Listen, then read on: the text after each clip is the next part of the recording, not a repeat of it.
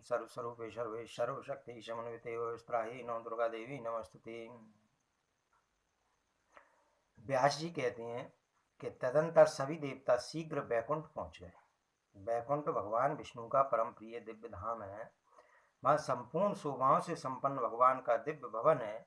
दिव्य सरोवर उसकी अनुपम शोभा बढ़ा रहे हैं। उस भवन के चारों ओर दिव्य चंपा, अशोक, कहार, पारिजात, बकुल, मालती, तिल, आम और कुर्वक आदि पुष्पों के वृक्ष विराजमान हैं, जिनमें कोकिलाएं कूंज रही हैं, मोर नाच रहे हैं तथा भंवरे गुंजार कर रहे हैं। ऐसे दिव्य उपवनों द्वारा भवन सुसज्जित है। नंद और सुनंद आदि पार्षद भगवान के अन्य भक्त हैं। उनके द्वारा श्रीहरि की स्तुति हो रही है। वहां अन्य भी बहुत से विशाल भवन हैं। उनमें स्वर्ण एवं मणियां जड़े हुए हैं, चित्रकारियां की हुई हैं। वे सुंदर भवन इतने ऊंचे हैं मानो आकाश को छू रहे हों।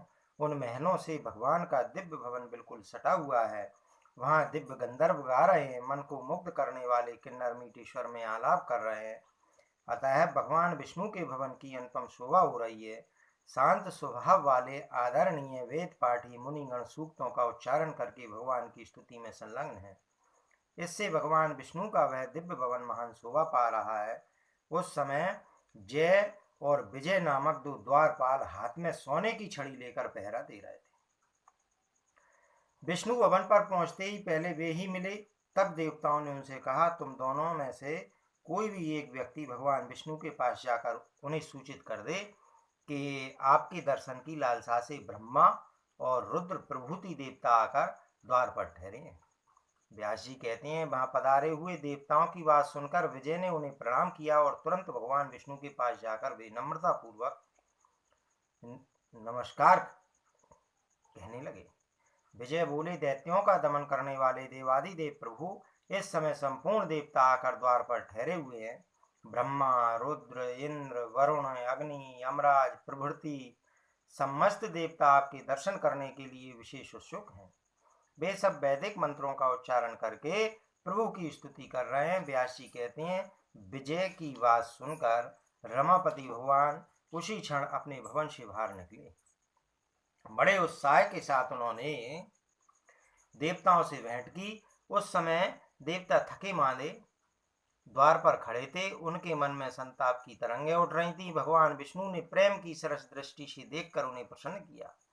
तब दैत्यों को मारने वाले वेद वर्णित देवादिदेव भगवान विष्णु को संपूर्ण देवताओं ने प्रणाम किया और उनकी स्तुति करने लगे। देवता बोले, देवेश्वर, जगत प्रभु, सृष्टि स्थिति और संहार की लीला करने वाले दया सिंधु महाराज, आप हम शरणागतों की रक्षा करने की कृपा करें।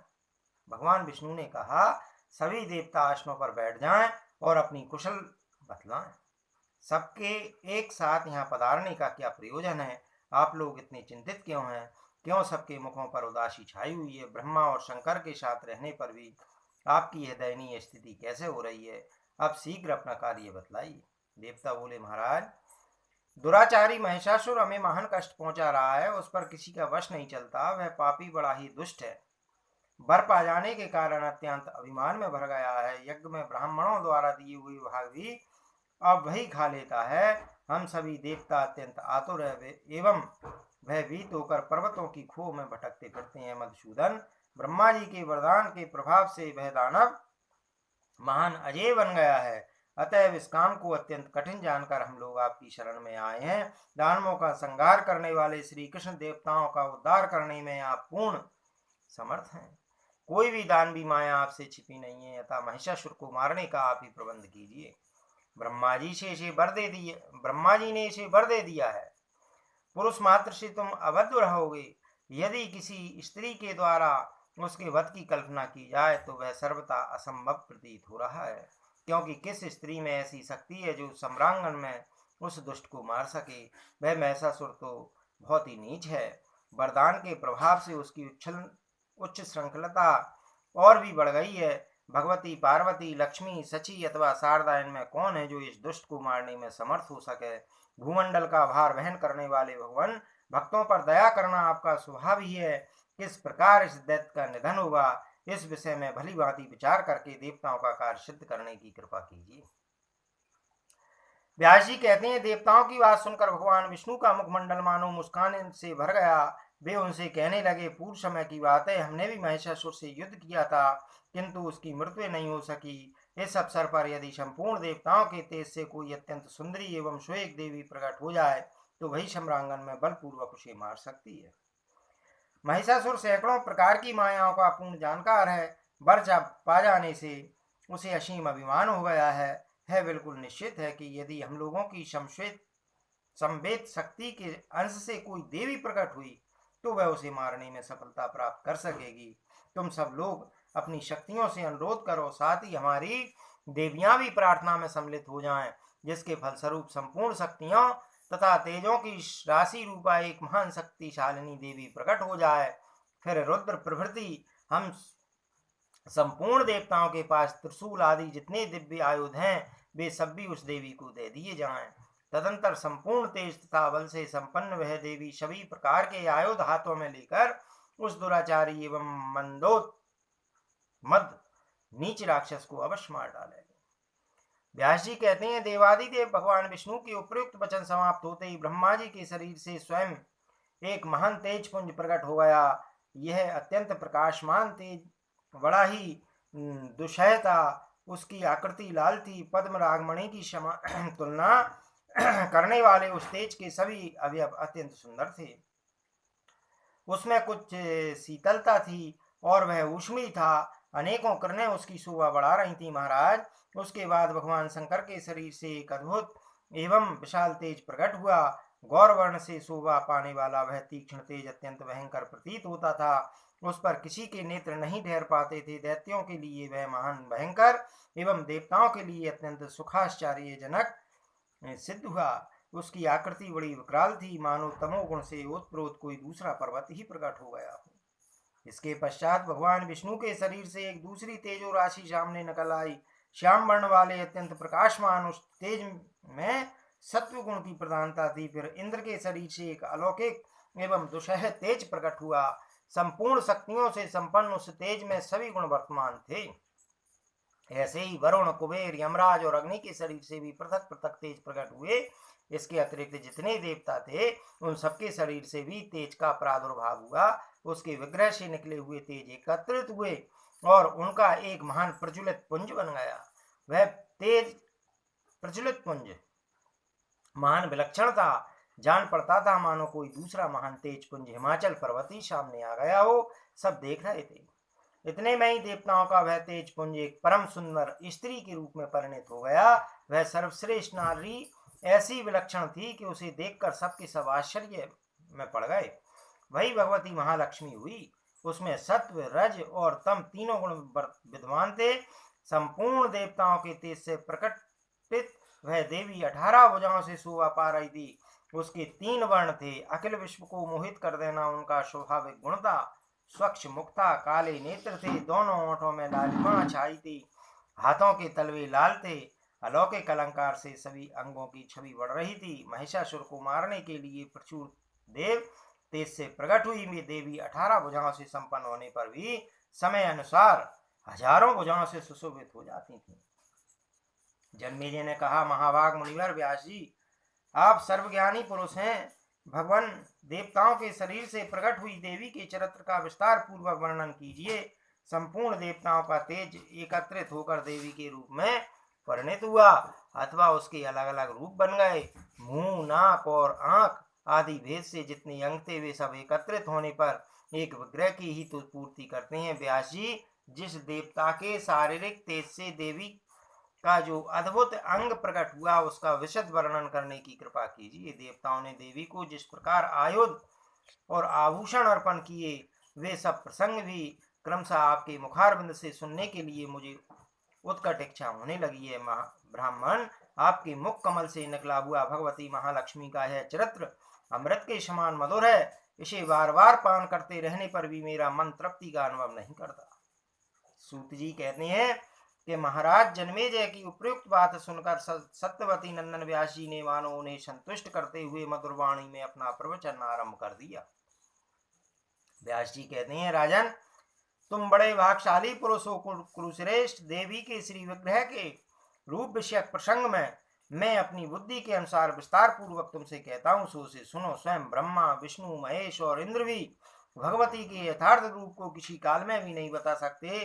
फिर मेरी क्या गणना है? देवी के जो रूप हैं, जैसे हैं और जिस उद्देश्य से हुए हैं, उन्हें मैं कैसे जान सकता हूँ? बस मेरी वाणी केवल इतना ही कहने में समर्थ है कि अखिल देव शक्ति रूपा भगवती प्रकट हुई। वस्तुतः देवी तो नित्य स्वरूपा है, सदा ही विराजमान रहती है। देवताओं का आविष्ट सिद्ध करने के लिए कार्य की अधिकता पड़ने पर, एक रूपा होने पर भी वे कभी नाना प्रकार के रूप धारण कर लेती है। जैसे नट स्वभावता एक होने पर भी जनता को प्रसन्न करने के लिए भक्ति भाव भांति भांति के वेश बनाकर रंगमंच पर आता है, वैसे ये भगवती वास्तव में निर्गुणा और अरूपा होते हुए भी देवताओं का कार्य सिद्ध करने के लिए अपनी लीला से सगुण रूप धारण कर लेती है। जहां वे जैसा कार्य संपादन करती हैं, उसी के अनुसार उनके अनेक नाम पड़ जाते हैं। उनके जितने गौण नाम हैं, उन सब में धातु के अर्थ का संबंध है। राजन, अब जिस प्रकार तेज से भगवती का मनोहर रूप प्रकट हुआ, अपनी बुद्धि के अनुसार उसका वर्णन करता हूँ। भगवान शंकर का जो तेज था, उससे भगवती के मुख कमल की रचना हुई। श्वेत वर्ण से सुशोभित वह मुख मंडल अत्यंत विशाल एवं मनोहर आकृति वाला हुआ। यमराज के तेज से भगवती के सिर में सुंदर बाल आए।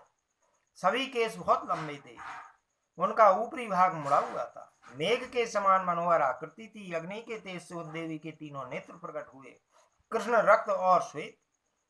इन तीनों वर्णों से उन नेत्रों की शोभा हो रही थी। उसकी सुंदर भुएं संध्या के तेज से उत्पन्न हुई। वे तेज से परिपूर्ण काली टेढ़ी भुएं ऐसी जान पड़ती थीं मानो कामदेव का धनुष हो।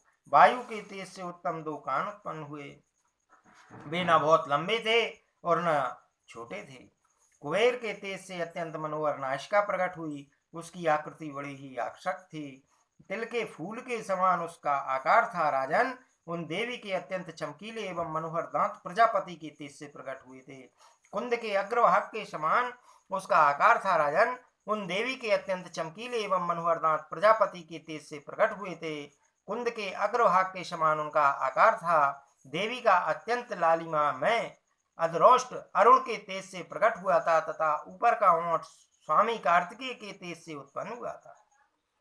भगवान विष्णु के तेज से उनकी 18 भुजाएं उत्पन्न हुई थीं। वसुओं के तेज से लाल वर्ण वाली उंगलियां प्रकट हुई थीं। चंद्रमा के तेज से दोनों उत्तम स्तनों का तथा इंद्र के तेज से मध्यभाग कट प्रदेश का प्रादुर्भाव हुआ, जिसे 3 रेखाएं सुशोभित कर रही थी।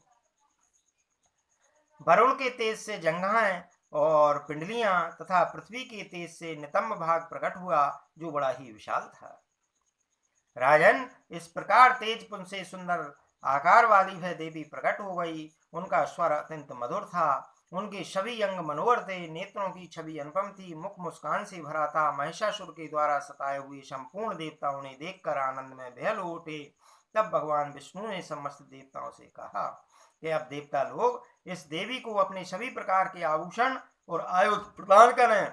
इस अवसर पर संपूर्ण देवता तुरंत अपने आयुधों से परम तेजस्वी विविध प्रकार के अस्त्र शस्त्र निकालकर उस देवी को अर्पण करते हैं। व्यास जी कहते हैं, भगवान विष्णु के वचन सुनकर संपूर्ण देवता आनंद पूर्वक अपने अस्त्र शस्त्र आभूषण और वस्त्र तुरंत भगवती को देने लगे। क्षीर समुद्र ने 2 दिव्य वस्त्र जिनका रंग लाल था और जो कभी जीर्ण नहीं होने वाले थे तथा एक अत्यंत चमकीला सुंदर हार देवी को भेंट किया। साथ ही उन्होंने दिव्य चूड़ामणि जिसकी चमक करोड़ों सूर्य के तेज को परास्त कर रही थी, 2 कुंडल और सुंदर कड़े देवी को अर्पण किए। विश्वकर्मा ने प्रसन्नता पूर्वक सब बाहुओं के लिए केयूर और कंकन जो अत्यंत अद्भुत एवं अनेक प्रकार के रत्नों से अलंकृत देवी को भेंट किए। त्वष्टा ने सुंदर चरणों में पहनने के लिए निर्मल नूपुर जिनसे मधुर ध्वनि निकल रही थी तथा जो रत्नों से भूषित एवं सूर्य के समान प्रकाशमान थे, भगवती को भेंट किए। त्वष्टा का हृदय बड़ा उदार था। उन्होंने कंठार और उंगलियों में पहनने के लिए रत्नों की बनी हुई अंगूठियां भी दी। वरुण ने कभी न कुमलाने वाले कमलों की माला भगवती को भेंट की। वैजंती नाम से विख्यात वह हार उत्तम गंधों से परिपूर्ण था। उस पर भौरे मंडरा रहे थे। हिमवान ने संतुष्ट होकर सवारी के लिए सुनहरे रंग का सुंदर सिंह तथा भांति भांति के रत्न समर्पित किए। फिर तो सर्वोपरि विराजमान रहने वाली वे देवी दिव्य आभूषणों से अलंकृत होकर सिंह पर बैठ गईं। उनमें सभी उत्तम लक्षण वर्तमान थे। तब भगवान विष्णु ने अपने चक्र से चक्र उत्पन्न करके भगवती को अर्पण किया। उस प्रकाशमान चक्र में हजारों अरे थे। राक्षसों के सिर काटने में वह पूर्ण समर्थ था। भगवान शंकर ने अपने त्रिशूल में से एक त्रिशूल निकाल कर देवी को भेंट किया। उस उत्तम त्रिशूल में देवताओं का भय दूर करने की पर्याप्त क्षमता थी। प्रसन्न महात्मा वरुण के ने अपने शंख से एक अत्यंत चमकीला स्वच्छ एवं सुंदर शंख उत्पन्न करके भगवती की सेवा में समर्पित किया। उससे निरंतर ध्वनि हो रही थी। अग्निदेव का मन प्रसन्नता से खिल उठा था। उन्होंने एक शक्ति तथा दानवी सेना का संहार करने में कुशल एक सुंदर सतग्नि भगवती के सामने उपस्थित की। पवन देव ने बाणों से परिपूर्ण तरकस और एक अद्भुत दिखने वाला धनुष देवी को भेंट किया। वह अत्यंत दुर्धर्ष था। उसकी टंकार बड़ी ही तीखी थी। इंद्र ने अपने वज्र से उत्पन्न करके वज्र ऐरावत हाथी से उतार कर एक अत्यंत सुंदर एवं श्रेष्ठ शब्द वाला घंटा तुरंत देवी को अर्पित कर दिया। संहार का अवसर उपस्थित होने पर संपूर्ण प्राणियों का नाश करने के लिए यमराज जिसका प्रयोग करते थे उसी काल दंड से प्रकट हुआ। एक दंड उन्होंने देवी को अर्पण किया। ब्रह्मा जी ने गंगा जल से भरा हुआ दिव्य कमंडल तथा वरुण ने प्रसन्नता पूर्वक एक पास देवी को निवेदित किया। राजन काल ने उन्हें ढाल और तलवार दी। विश्वकर्मा द्वारा उन्हें अत्यंत तेज धार वाला फरसा प्राप्त हुआ। कुबेर ने मधु से भरा हुआ सोने का पान पात्र तथा वरुण ने उनको मुक्त करने वाला कमल के फूल का दिव्य हार देवी को सेवा में उपस्थित किया। त्वष्टा ने प्रसन्न होकर भगवती को कौमोद की गदा भेंट की। उस गदा में शब्द करने वाली सैकड़ों घंटियां लगी थीं। उसके प्रहार से राक्षसों का कचूमर निकल सक जाता था। साथ ही उन्होंने अनेक प्रकार के अन्य बहुत से अस्त्र तथा एक अवैध कवच भी भगवती को अर्पण किया। सूर्य ने जगदम्बा को अपनी किरणें प्रदान की। जब कल्याणमयी भगवती आभूषणों से अलंकृत होकर हाथ में आयुध लिए हुए विराजमान हुई तब त्रिलोकी को मुक्त करने वाले उनके दिव्य दर्शन पाकर देवता उनकी स्तुति करने में संलग्न हो गए। देवता बोले, शिवा कल्याणी शांति पुष्टि एवं रुद्राणी नाम से प्रसिद्ध दिव्य स्वरूप धारण करने वाली भगवती जगदम्बा को निरंतर प्रणाम है, जो काल रात्रि इंद्राणी सिद्धि बुद्धि वृद्धि तथा वैष्णवी नाम से विख्यात है। उन भगवती अम्बा को निरंतर नमस्कार है, जो पृथ्वी के भीतर व्याप्त किंतु पृथ्वी जिन्हें जान नहीं सकती तथा जो पृथ्वी के अंतर में विराजमान होकर सदा शासन करने में संलग्न है। उन भगवती परमेश्वरी को हम बार बार प्रणाम करते हैं, जो माया के अंदर प्रविष्ट होते हुए भी उससे अज्ञात है तथा अंतःकरण में रहकर उसे प्रेरणा करने में उद्यत रहती है। उन कल्याण स्वरूपनी अजन्मा भगवती जगदम्बा को हम प्रणाम करते हैं। माता, शत्रु से हम मान दुखी हैं, आप कल्याणदायिनी बनकर हमारी रक्षा कीजिए। अत्यंत दुराचारी महिषासुर को अपने तेज से मोहित करके उसे परास्त करने का शीघ्र प्रबंध कीजिए। उस नीच मायावी भयंकर एवं अभिमान में चूर रहने वाले दानवों को कोई स्त्री ही मार सकती है। वह मूर्ख अनेक प्रकार के वेश बनाकर संपूर्ण देवताओं को कष्ट पहुंचाया करते हैं। भक्तों पर कृपा करने वाली देवी, इस अवसर पर समस्त देवताओं के लिए केवल आप ही शरण है। आपको नमस्कार है। दानव द्वारा सताए गए हम देवताओं की आप रक्षा करें।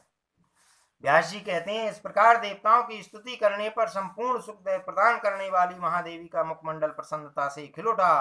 देवताओं के प्रति वे मंगलमय वचन कहने लगे। देवी बोली, देवताओं, अब उस मूर्ख महिषासुर से आप निडर हो जाइए। मैं शीघ्र ही उस अज्ञानी एवं बारहवीं मानी दैत्य को संग्राम में मार डालूंगी। व्यास जी कहते हैं, देवताओं से यूं कहकर अत्यंत स्पष्ट स्वर में देवी बड़े जोर से हंस पड़ी। वे बोली, भ्रम और मोह से युक्त है कैसा विचित्र जगत है। आज समस्त देवता महिषासुर से अत्यंत भयभीत हो रहे हैं।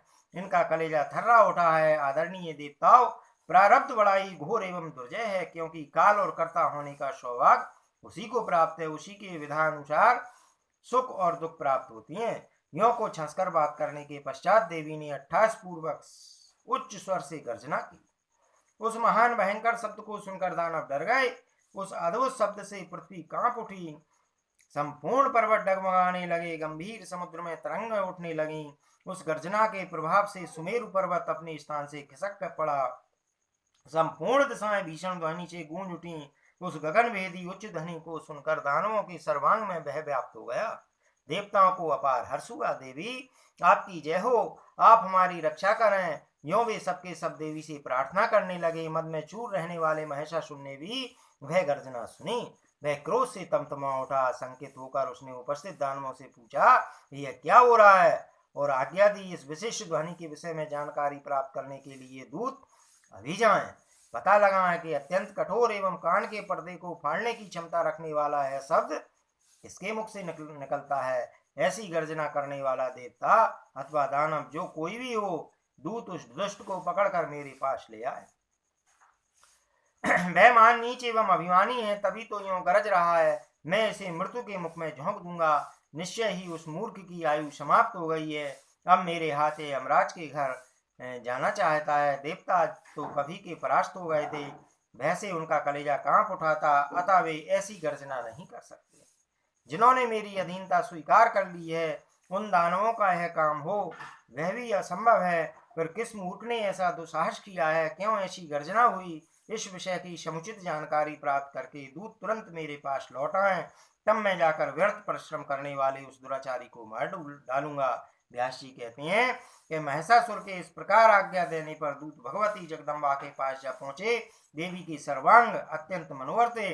18 भुजाएं थी, उनका दिव्य विग्रह संपूर्ण आभूषणों से अलंकृत था, उनमें सभी उत्तम लक्षण विद्वान थे। उन कल्याणमयी देवी ने हाथों में श्रेष्ठ आयुध धारण कर रखे थे। वे हाथ में पान पात्र लेकर निरंतर मधु पी रही थीं। भगवती की ऐसी झांकी पाकर दूत डर गए, उनके सर्वांग में त्रास छा गया। अत्यंत संकित होकर वे वहां से लौट पड़े और शीघ्र महिषासुर के पास उपस्थित होकर उन्होंने गर्जना का कारण व्यक्त करना आरंभ किया। दूत बोले, दानवेश्वर, एक कोई सुंदर सुंदर स्त्री दृष्टिगत हो रही है। उस देवी के सर्वांग तारुण से खिल उठे हैं। उसने संपूर्ण अंगों में आभूषण धारण कर रखे हैं। अखिल रत्न उसके शरीर की शोभा बढ़ा रहे हैं। उसका विलक्षण रूप बड़ा ही आकर्षित है। न वह मानवी जान पड़ती है और न आसुरी ही। उस श्रेष्ठ स्त्री के 18 भुजाएं हैं। हाथों में अस्त्र शस्त्र लेकर वह विशाल सिंह पर सवार है। उसके सभी अंगों से अभिमान टपक रहा है। हमारे देखने में वही ऐसी गर्जना कर रही है। इच्छानुसार वह मधु का पात्र उठाकर अपने मुंह में उड़ेला करती है। हमारी समझ से उसका अभी विवाह नहीं हुआ है।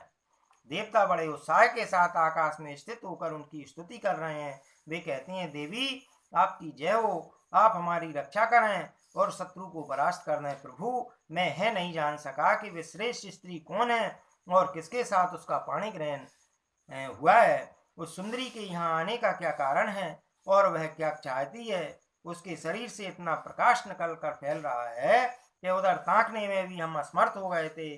उसके सभी श्रृंगार वीर रस के हैं। उसका मुख मुस्कान से भरा है। अद्भुत रस वाली वह सुंदरी नारी भयानक प्रतीत हो रही है। उसका ऐसा रूप देखकर हम बिना बात किए ही लौट आए हैं।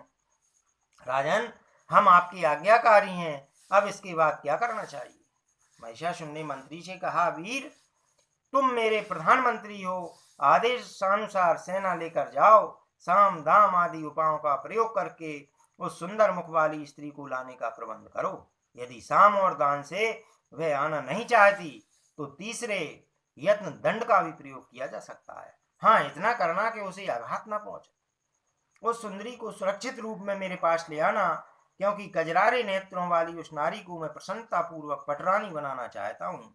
संभव है प्रेम का वर्ताप करने पर ही वह मृग नहीं आ जाए। तुम मेरी कामना पूर्ण होने में यथासाध्य यत्नशील बन जाओ। ऐसा करना जिससे रंग में भंग न होने पाए। उसके सौंदर्य रूपी ऐश्वर्य को सुनकर ही मैं मोहित हो गया हूँ। व्यास जी कहते हैं कि महिषासुर के मधुर वचन सुनकर उसका प्रधानमंत्री तुरंत हाथी घोड़े और रथों के साथ प्रशस्त हो गया।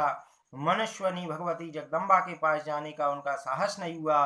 बहुत दूर खड़ा होकर ही वह कहने लगा। उसने नम्रता पूर्वक मधुर वचन में भगवती के प्रति मीठी वाणी से कहा। प्रधानमंत्री ने कहा, महाभाग, मेरे स्वामी जग दुजई हैं, उन्हें देवता तक नहीं मार सकते। मनुष्यों की तो बात ही क्या है। वे मधुर वचनों में पूछ रहे हैं कि तुम कौन हो और किस प्रयोजन से तुमने यहाँ आने का कष्ट उठाया है। सुलोचने, हमारे महाराज की ब्रह्मा जी वर दे चुके हैं, इसका उन्हें पूर्ण अभिमान रहता है।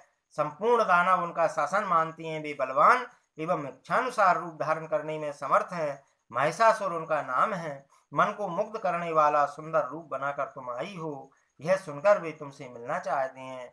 अभी मनुष्य का रूप धारण करके वे तुम्हारे पास आएंगे। सुंदरी, तुम्हारी जैसी रुचि हो भाई करो, हमें सभी बातें मान है। मृगलोचने, मेरा बुद्धिमान स्वामी तुम्हारे प्रति अटूट श्रद्धा रखते हैं।